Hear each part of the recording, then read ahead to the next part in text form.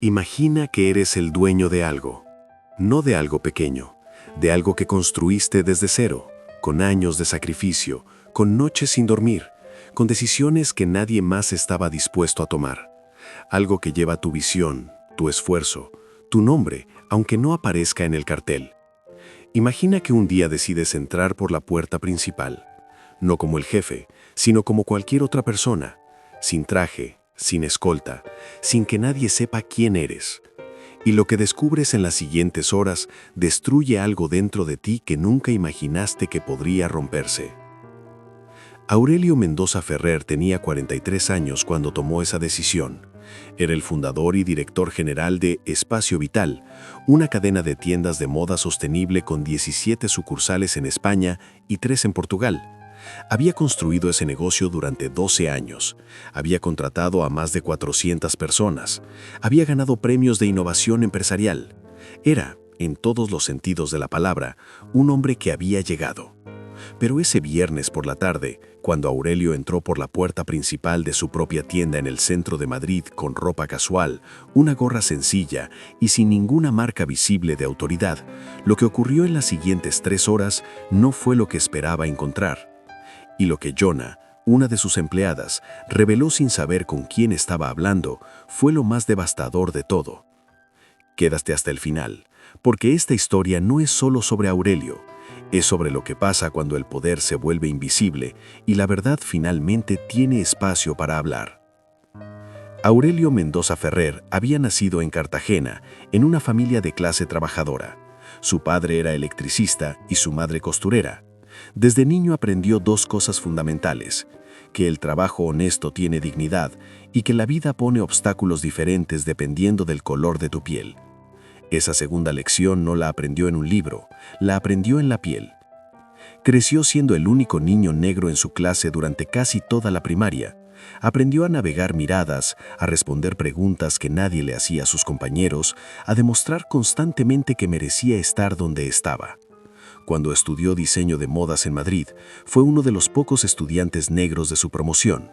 Cuando presentó su primer proyecto empresarial a una firma de inversión, escuchó más veces de las que podía contar que su idea era interesante, pero que el mercado español no estaba listo para eso. Pero Aurelio siguió. Siempre siguió. Espacio Vital nació en un local de 40 metros cuadrados en el barrio de Malasaña. Ropa hecha con materiales sostenibles, diseños limpios, precios justos. El concepto tardó 2 años en despegar, pero cuando lo hizo con fuerza. Para cuando Aurelio cumplió 40 años, su empresa facturaba 20 millones de euros al año. Se convirtió en un referente, fue portada de revistas de negocios, habló en conferencias sobre emprendimiento y sostenibilidad. Su historia era, según todos los que la contaban, una historia de superación, de esfuerzo y de éxito merecido. Pero Aurelio nunca dejó de saber que por debajo de los titulares y los aplausos, el mundo seguía siendo el mismo mundo que había conocido de niño. Y esa incomodidad que nunca del todo desaparecía fue lo que lo llevó a tomar una decisión que ninguno de sus asesores habría aprobado si se la hubiera consultado. Llevaba semanas recibiendo comentarios anónimos a través del sistema interno de sugerencias de la empresa. Comentarios que hablaban de algo que nadie nombraba directamente, pero que entre líneas era imposible de ignorar. Empleados que hablaban de un ambiente de trabajo que no era igual para todos, de actitudes que variaban dependiendo de quién fuera el cliente, de una cultura que en los documentos oficiales de la empresa prometía inclusión y respeto, pero que en la realidad del día a día tenía grietas que nadie parecía querer ver. Aurelio leyó esos comentarios varias veces y en lugar de convocar una reunión, en lugar de encargar una auditoría, en lugar de hacer lo que habría hecho cualquier manual de gestión empresarial, decidió ver con sus propios ojos. Un viernes por la tarde, se puso unos vaqueros oscuros, una camiseta gris sin marcas, una gorra sencilla y unas zapatillas comunes. Se quitó el reloj que siempre llevaba, dejó su teléfono de empresa en casa y salió con un teléfono antiguo y una cartera con efectivo. Eligió la sucursal de Gran Vía, una de las más grandes, una de las más visitadas, una de las que mejores cifras de venta presentaba cada mes. Entró por la puerta principal sin que nadie lo reconociera y empezó a observar. Los primeros minutos fueron casi normales. La tienda estaba bien organizada. La música era la correcta, los productos estaban bien expuestos. Varios empleados se movían entre las secciones, ayudando a clientes, respondiendo preguntas, sonriendo con esa amabilidad entrenada que Aurelio mismo había descrito en los manuales de atención al cliente que había supervisado años atrás. Aurelio tomó algunas prendas de los perjalíos, las miró, las comparó, se movió con calma hacia la zona de camisetas, que era la sección que más le interesaba revisar esa temporada porque habían lanzado una nueva colección hacía 3 semanas. Fue en esa zona donde notó la primera cosa. Una pareja joven, 2 personas blancas de 25 años, entró a la tienda unos minutos después que él. Casi de inmediato una empleada se acercó a ellos, los saludó con una sonrisa amplia, les preguntó si buscaban algo en particular, les ofreció orientarlos por la nueva colección. La atención fue rápida, cálida y proactiva. Aurelio llevaba casi 10 minutos en la misma sección. Nadie se había acercado a él. Decidió no moverse, quería ver si era una coincidencia o un patrón. Otros clientes entraron. Una mujer mayor fue atendida de inmediato, un hombre de mediana edad también. 2 chicas jóvenes recibieron la bienvenida de otro empleado antes de haber dado 3 pasos dentro de la tienda. Aurelio seguía solo, con una camiseta en la mano, mirando el precio, esperando. Entonces notó algo que le heló el estómago de una manera que no esperaba. Desde el área de caja, una de las empleadas lo miraba. No era una mirada de atención al cliente. Era la mirada que Aurelio había aprendido a reconocer desde niño. La mirada que mide, que evalúa, que no ve a una persona, sino una categoría. Esa empleada dijo algo en voz baja a su compañera, que también miró hacia donde estaba Aurelio, y luego las dos continuaron con lo que estaban haciendo. Aurelio sintió algo que era al mismo tiempo familiar y devastador. Familiar porque lo había sentido antes, muchas veces, en muchos lugares diferentes. Devastador porque ese lugar era suyo. Decidió moverse hacia la sección de ropa de exterior, al fondo de la tienda. Mientras caminaba, notó que una de las empleadas comenzó a moverse también, unos pasos por detrás, manteniéndolo en su campo de visión. No de manera obvia, pero Aurelio conocía ese movimiento. Lo había vivido en tiendas cuando era joven y no tenía dinero para comprar lo que miraba. Alguien siempre se movía con él, sin acercarse a ayudar, solo vigilando.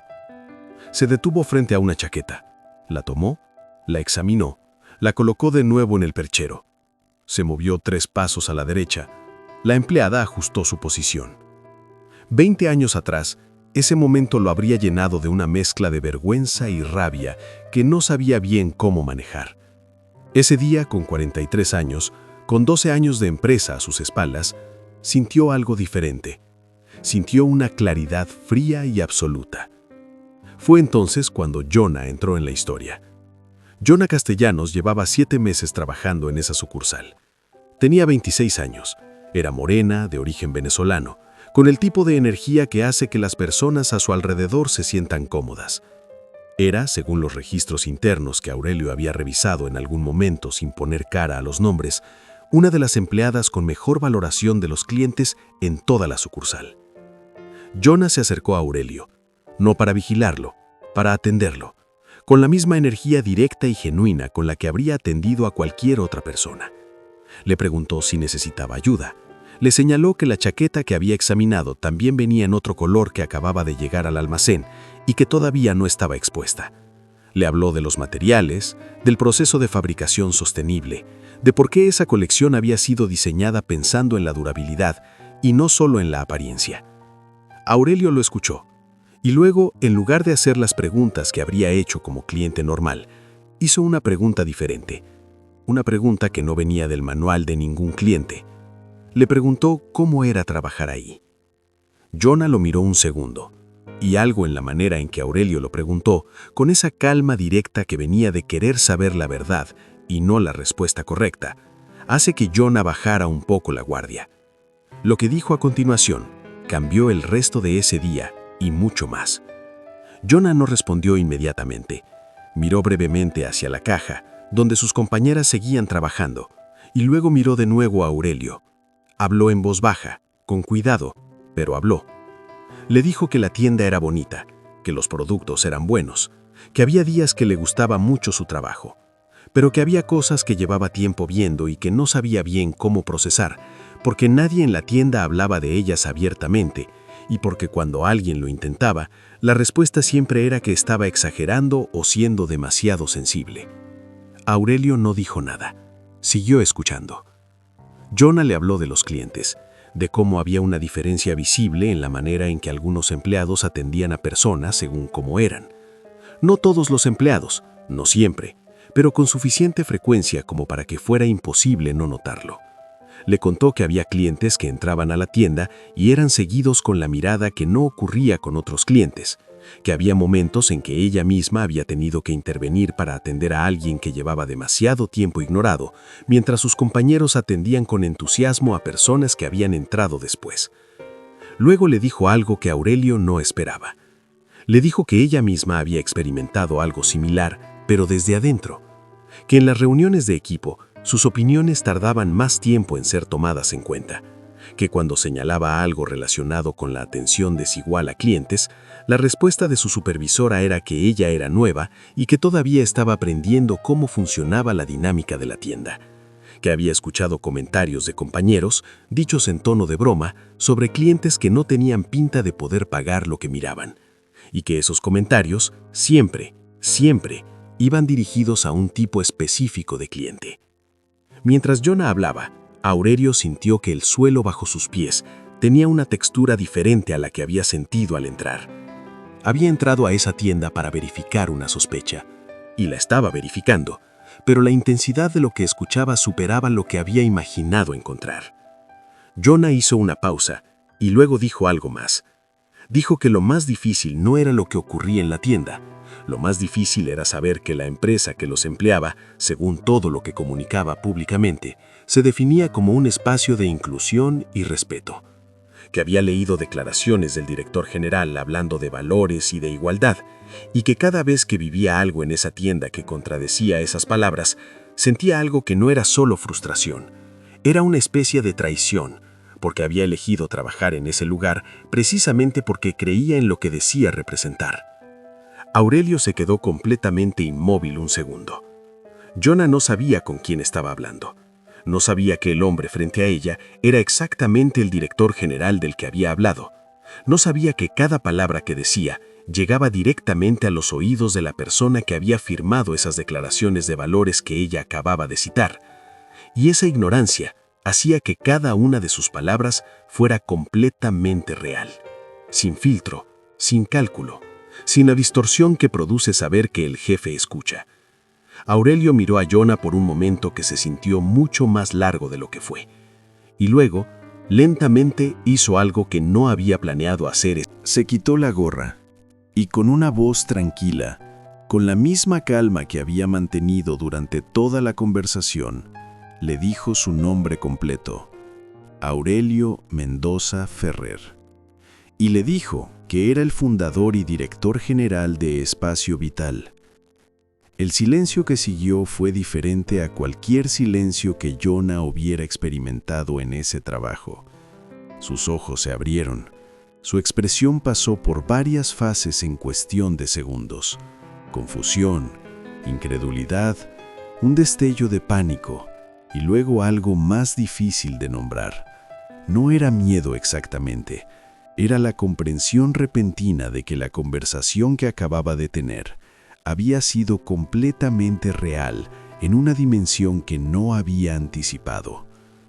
Aurelio le dijo que no tenía nada que temer, que había venido a escuchar y que había escuchado, y que lo que ella le había contado era exactamente lo que necesitaba saber, no solo para mejorar una tienda, sino para entender qué tan profunda era la distancia entre lo que su empresa decía ser y lo que realmente era en la práctica del día a día.